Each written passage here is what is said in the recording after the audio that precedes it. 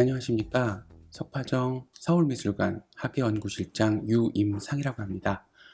오늘 이 강의에서 제가 다룰 내용은 예술 경험 시대의 새 예술, 게임이라는 타이틀을 가지고 여러분과 함께 이야기를 해보려고 하고 있는데요. 많은 분들이 이 지점에 대해서는 여러 가지 다른 생각들이 있으실 거라고 생각이 듭니다. 특히, 게임이 꼭 예술이어야 하느냐라는 것에 대한 의문을 가지신 분들이 참 많은 걸로 알고 있습니다. 그랬을 때 과연 이 예술신에서는 저는 이제 미술관에서 미술 전시를 기획하는 사람으로서 과연 미술의 관점에 있어서의 게임은 어떻게 예술성을 획득할 수 있는지에 대한 이야기를 좀 해볼까 합니다. 더불어서 요즘처럼 이제 팬데믹 시대에 새로운 예술이 이제 필요한 이 시기에 있어서 게임이 어떠한 역할을 할 수 있을지, 새로운 시대의 새로운 예술로서 어떠한 역할을 수행할 수 있을지에 대해서 한번 이야기를 해보고자 합니다. 가장 먼저 여러분과 나누고 싶었던 얘기 중에 하나는 바로 게임이 과연 예술인가라는 것에 대한 이야기입니다. 사실 이 얘기는 굉장히 오랜 시간 동안 많은 사람들에게 회자가 되기도 하고 또 토론이 활발하게 이루어졌던 이야기도 합니다. 저도 개인적으로 몇 년 전에도 국회에서 가서 이 얘기에 대해서 발표를 한 적도 있었는데 그 이후로 3년, 4년이 지났는데도 똑같은 얘기들을 반복하고 있는 것 같아요. 그렇다면 그만큼 이제 이 얘기가 서로 각자가 가지고 있는 가치관에 따라서 정말로 많은 다른 생각들을 하게 하는 그런 주제이기 때문에 그러지 않은가라는 생각이 듭니다. 게임은 예술인가? 미학의 관점에 있어서는 사실 우리가 보통 정지에 있는 것을 이미지라고 얘기를 하잖아요. 정지에 있는 이미지는 보통 정지에 있다고 얘기를 하는데 그것들이 이제 여러 가지 시간의 흐름에 따라서 점층된 것들을 묶은 것을 동적 이미지, 즉 우리가 흔히 얘기하는 영상을 얘기를 합니다. 그래서 비디오 예술을 보통 우리가 영상 이미지, 무빙 이미지라고 얘기를 하는데요.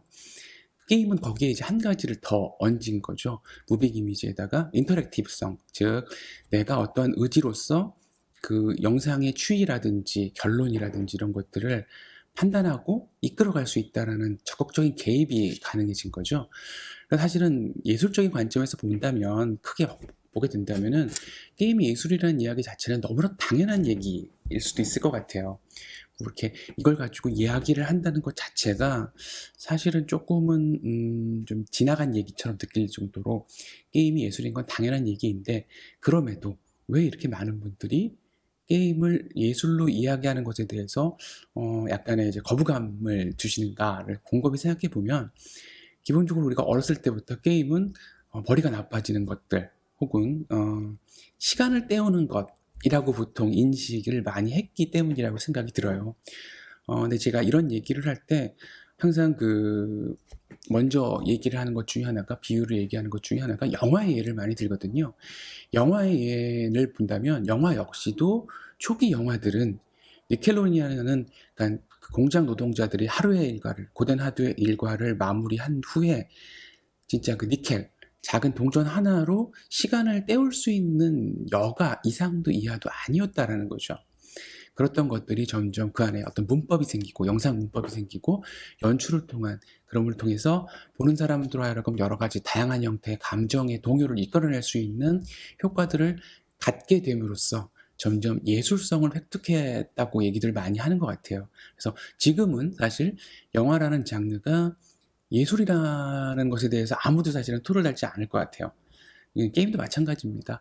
게임도 지금 단계에 있어서는 그것들이 점진적으로 나아지고 있는 어떤 과도기적 현상이라고 생각이 들고요. 궁극에는 모든 사람들이 너무나도 자연스럽게 게임이라는 것을 예술이라고 받아들여지게 되는 시기가 오지 않을까. 저는 개인적으로 그렇게 생각을 합니다.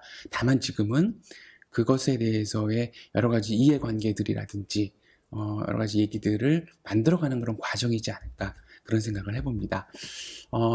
먼저 그렇다면 예술이 그럼 뭔데 다시 이렇게 게임에 대해서 자꾸 예술을 결부시키느냐라고 얘기를 한다면 가장 먼저 우리가 얘기를 해야 되는 것 중에 하나가 이제 즉 아름다움에 대한 얘기를 해야 될 것 같아요. 예술은 결국 아름다움에 대한 이야기를 많이 다루는 거거든요.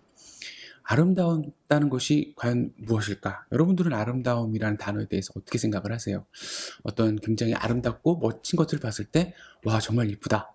정말 아름답다 이렇게 많이 표현하실 거예요. 꽃을 보고도 뭐 아름다운 꽃이구나, 뭐 어떤 이성을 보고도 그런 얘기를 많이 하실 건데, 우리가 흔히 잘하는 얘기 중에 하나가 이제 어떤 풍경이라든지 자연의 관광들 이런 것들, 시각적인 이미지를 보고 아름답다는 얘기를 하다가 정말로 정말로 아름답다라는 표현이 들면 그 지금 화면에 나온 이미지처럼 예술이다라는 표현을 쓰는 경우가 있어요. 사실은 이 화면에 있는 이미지처럼 이건 단순히 야경일 뿐인데요. 그 야경도 사실은 자연스러운 게 아니라 현대 과학이 만들어낸 어떤 조명의 어떤 것들로 이루어진 것들인데, 그걸 보고 단순하게 불이 켜져 있네 이렇게 느껴지는 것이 아니라 하나의 예술 작품 같은, 근데 이게 뭐 예술 작품이라고 표현하기는 뭐하고 오늘 야경 진짜 예술이었어 라고 얘기하시는 분들이 많으실 것 같아요.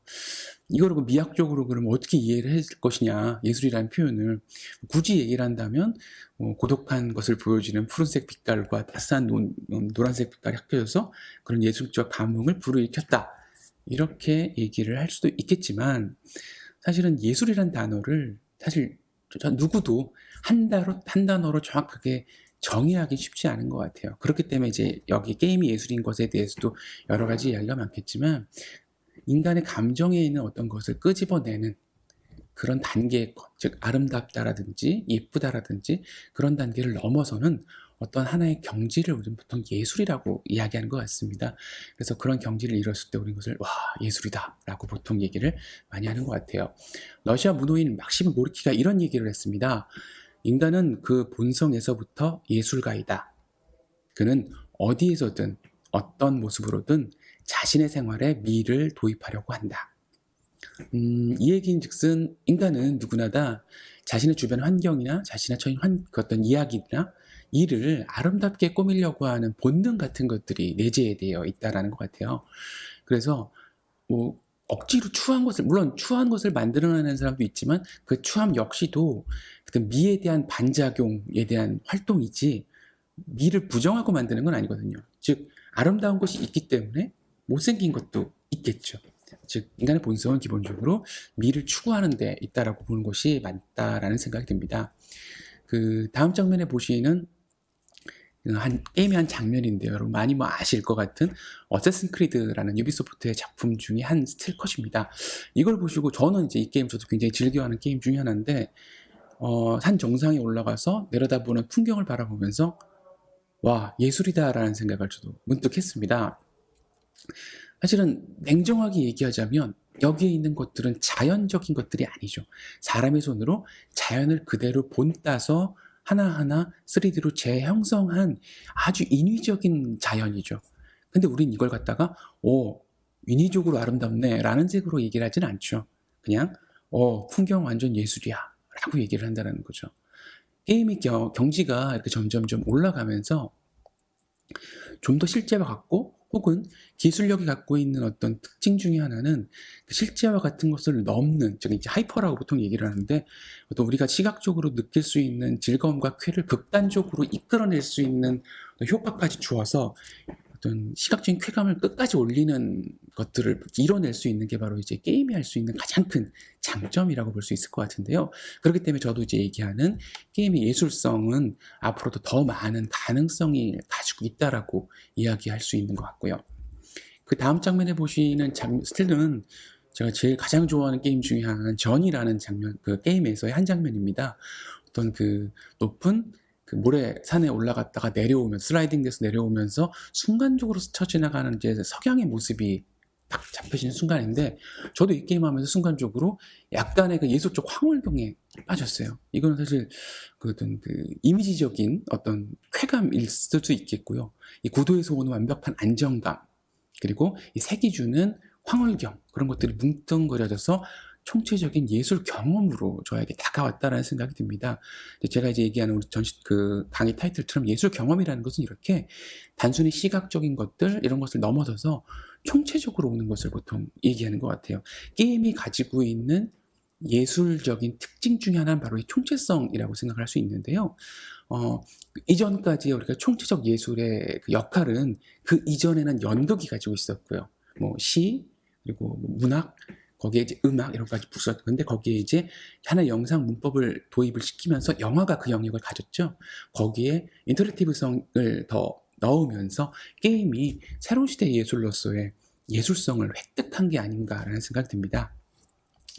그렇다면 이런 것들이 과연 이미지적인 어떤 그 과학적으로 과학이 기술이 진보해서 이미지가 좀 더 화려해졌기 때문에 과거의 게임은 예술이 없었는데 예술성이 없었는데 이미지가 좀 더 화려해지면서 예술성을 획득했느냐 이렇게 오해하실 수도 있을 것 같아요.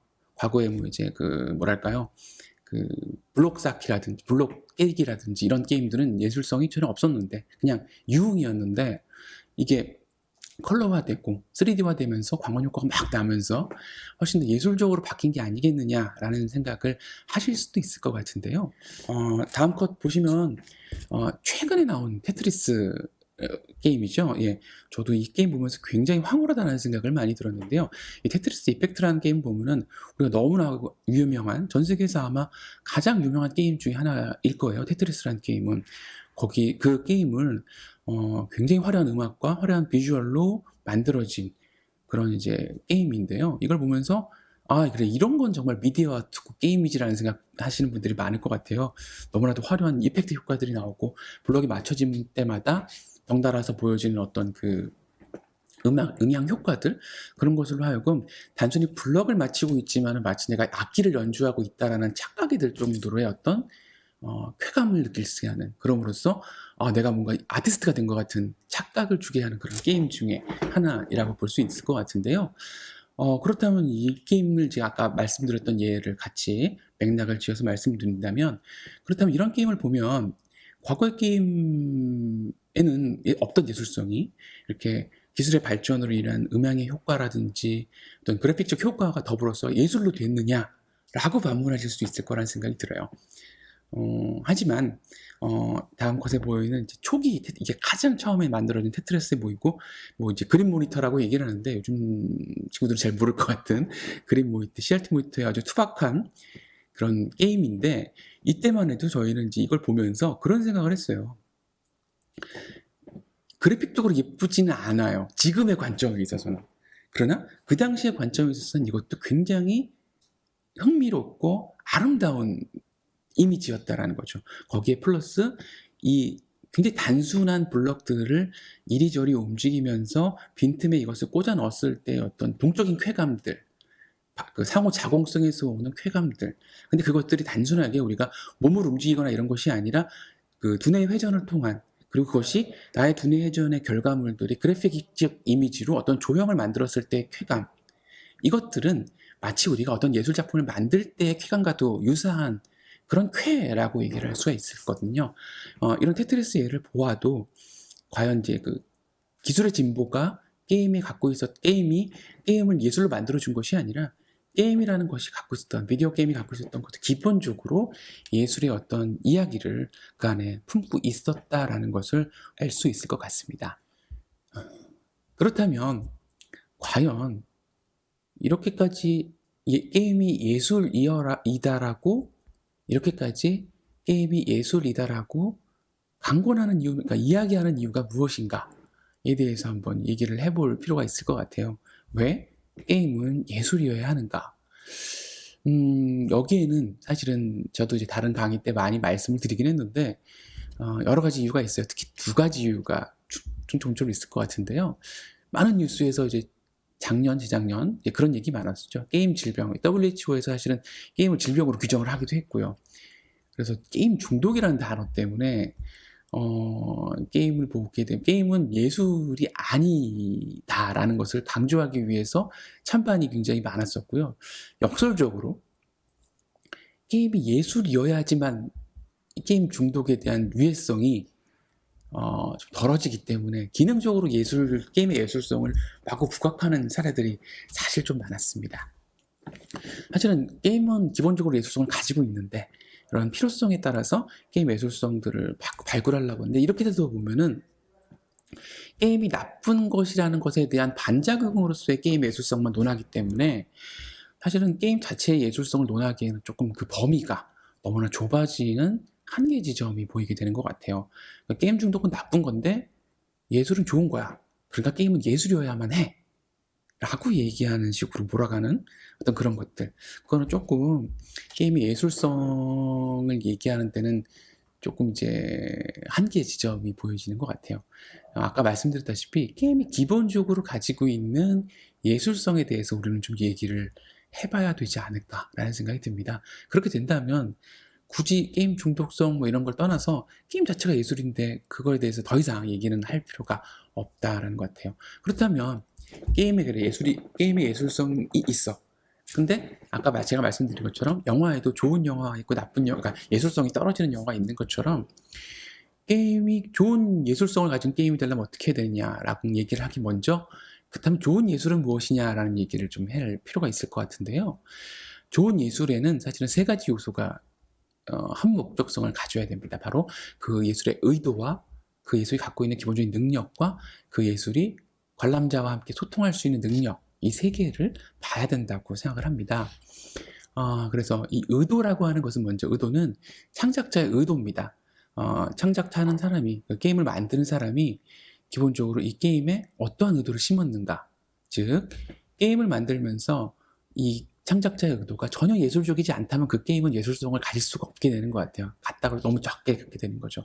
이를테면 사행성 게임들, 도박을 지향하는 게임들 같은 경우에는 아무리 그것이 아름다운 비주얼성을 갖고 있다 하더라도 예술성이 떨어질 수밖에 없죠. 왜냐하면 의도가 어떤 그 심상적인 여러 가지 이야기를 끌어집어내는 것이 아니라 어떤 그 이용자의 어떤 그 돈을 요구하는 어떤 그런 거였다면은 결코 예술성이 없어요. 이거는 미술도 마찬가지입니다. 어떤 아티스트가 비싼 값으로 팔기만 위한 그림을 그렸다면 그 그림은 절대로 예술성을 가질 수가 없습니다.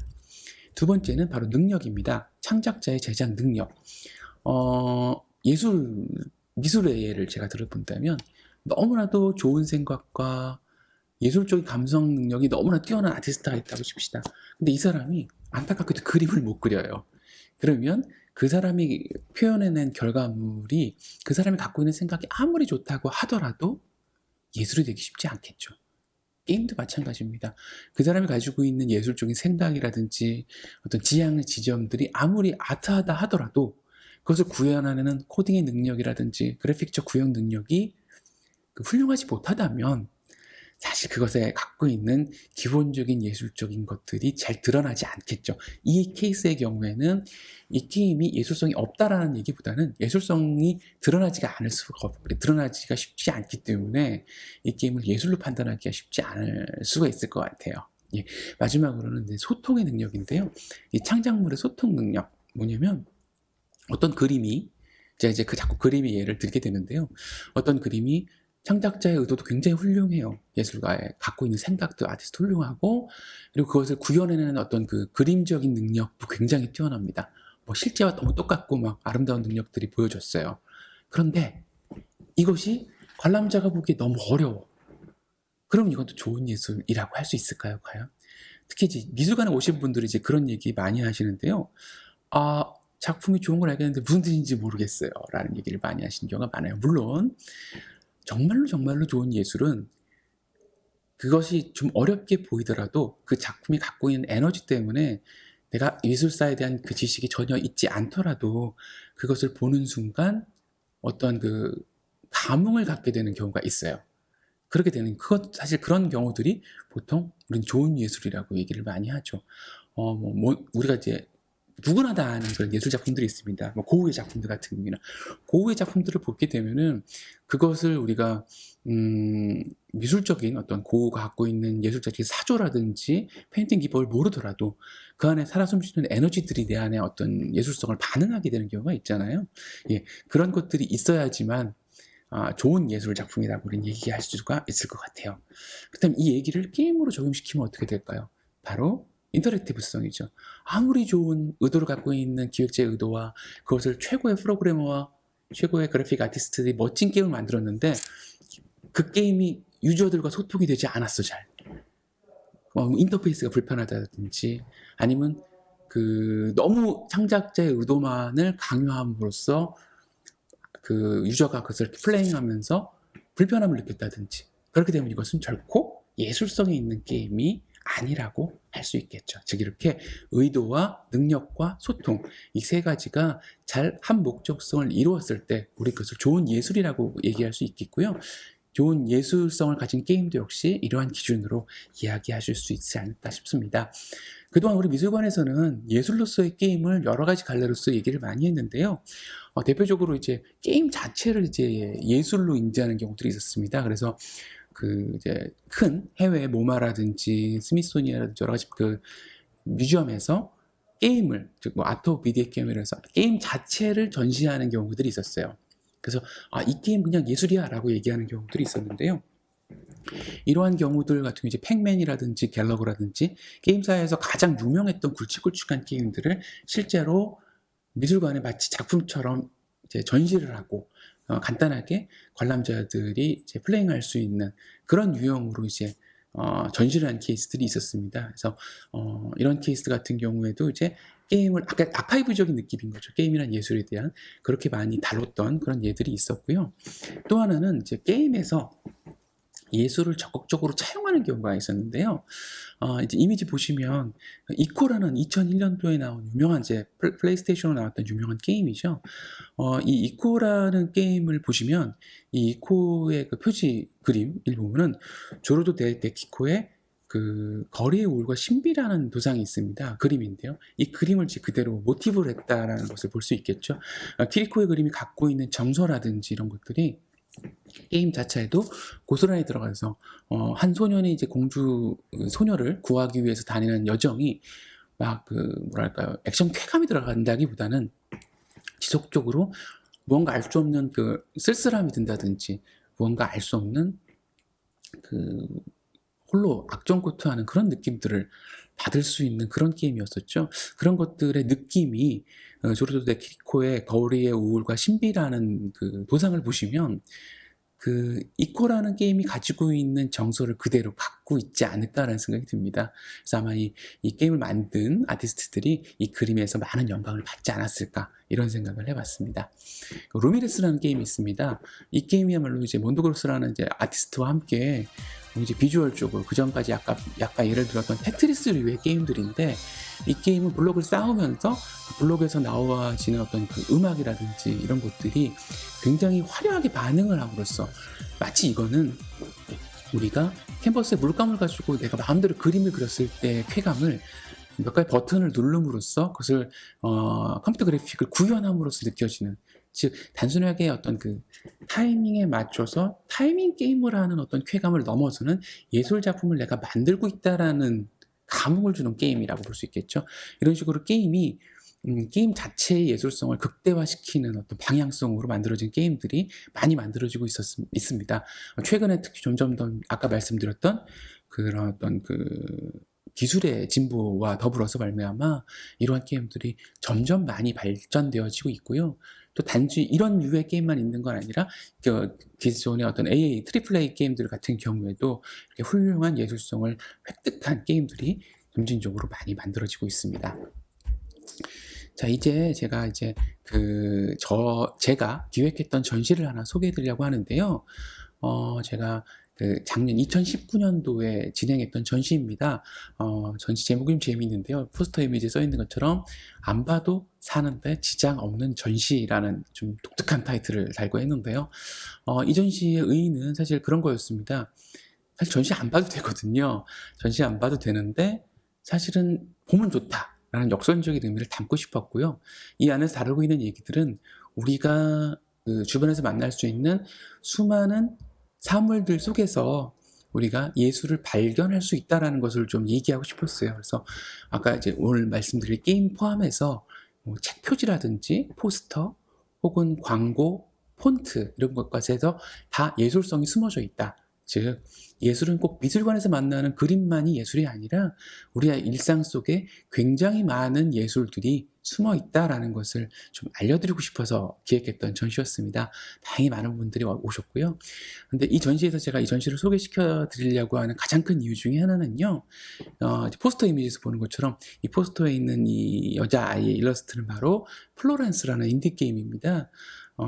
한 남자와 한 여자가 만나는 이야기를 인터랙티브성을 가미해서 참 재미있고 잔잔하고 나 스스로의 어떤 예전의 이야기들을 돌아보게 할 수 있을 정도로 멋지게 만들어낸 그런 인디게임이 있습니다. 많은 분들이 이제 이 게임을 많이 경험해 보셨을 건데요. 이 게임을 해본 다음에 이거는 정말로 새로운 차원의 예술이다라는 그런 거창한 얘기를 하기보다는 이 게임을 소개를 하면, 그리고 이 게임을 미술관에서 다른 예술 작품들과 함께 소개하면 보다 많은 사람들이 게임도 예술이겠구나라는 것을 좀 더 잘 이해할 수 있지 않을까? 예, 그런 생각이 들어서 이 게임을 골랐습니다. 그래서 직접 이제 이 게임을 제작한 팀하고 컨택을 해서 이 게임을 이제 미술관으로 데려올 수 있게 되었는데요. 그리고 이미지 보시는 것처럼 저희 미술관 외벽에도 크게 아예 그냥 대놓고 게임 이미지를 저희 미술관에서 보여준다라는 식으로 저희가 홍보를 했습니다. 그전에까지 게임이 미술관에서 보여주는 방식은 아까 제가 샘플로 보여드렸던 여러 가지 것처럼 게임 자체를 그냥 가져다 온다든지, 아니면 게임에서 영감을 받은 아티스트의 작품이 들어간다든지, 그래서 그런 것들의 가장 큰 문제점이 뭐냐면 그런 전시 자체도 충분히 의의가 있지만 일반 관람객들이 보시고 그래서 게임이 그래서 사실은 더 나아가지 못하는 선들이 너무 많았던 것 같다는 생각이 들었어요. 물론 많은 시도를 통해서 점점점 많은 분들은 이제 게임도 예술성이 있구나라고 생각하실 수 있겠지만, 그래서 이것을 좀 다르게 접근하면 어떨까? 그렇다면 다른 예술 작품들과 동등한 선상에서 게임을 한번 놔보자 라는 의미에서 이 게임을 저희가 선정을 했고요. 이 게임은 여러분들이 많이 아시는 것처럼 굉장히 많은 상을 받기도 했고, 굉장히 많은 이제 게임 웹진이라든지 평론가들에게 호평을 받은 그런 게임이었죠.